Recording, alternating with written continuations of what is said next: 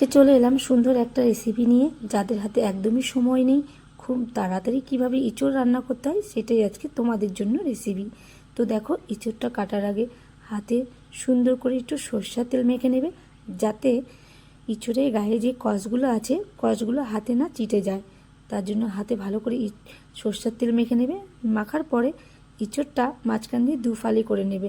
দেখো, আমি দুফালি করে নিয়েছি। আর ইঁচড়টা গায়ে দেখো পরিমাণ মতন কষ লেগে আছে।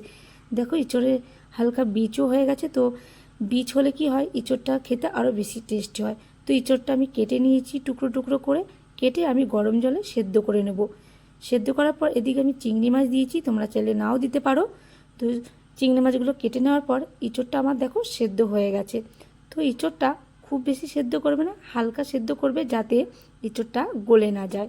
দেখো, দেখো আমি কীরকমভাবে সেদ্ধ করেছি, ঠিক এরকমভাবে একটু সেদ্ধ করে নেবে। তো সেদ্ধ করার পর আমি চিংড়ি মাছগুলো ভেজে নিয়েছি। ভাজার পর তোমাদের ঘরে যদি লেবু থাকে, 2-3 ফোঁটা রস ইঁচড়টার মধ্যে ফেলে দেবে। তো ফেললে কি হয়, ইঁচড়টার মধ্যে যদি একটু লেবুর রস দেওয়া যায়, ইঁচড়টার টেস্টই অন্যরকম হয় এবং ইঁচড়টা টাটকা থাকে, ভাঙে না। তো তোমরা চাইলে নাও দিতে পারো, কোনো ব্যাপার নেই। তো ভালো করে আমি লেবুর রসটা দিয়ে ম্যাগনেট করে নিলাম। করার পরে আমি জিরা, আদা, কাঁচা লঙ্কা দিয়ে দিলাম। মশলা ম্যাগনেট করার পরে দেখো, এদিকে আমি কড়াইতে জিরা ফোড়ন দেওয়ার পরে হলুদ এবং শুকনো লঙ্কার গুঁড়ো দিয়ে ভালো করে ম্যাগনেট করার পরে ইঁচড়টা দিয়ে দিলাম।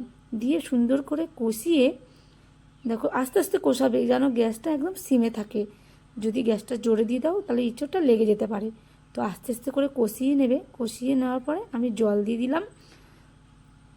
জল দেওয়ার পরে দেখো সুন্দরভাবে, বেশি জল দেবে না, যাতে ইঁচড়টা মাখা মাখা হয়, কেননা ইঁচড়টা আগে সেদ্ধ করা ছিল।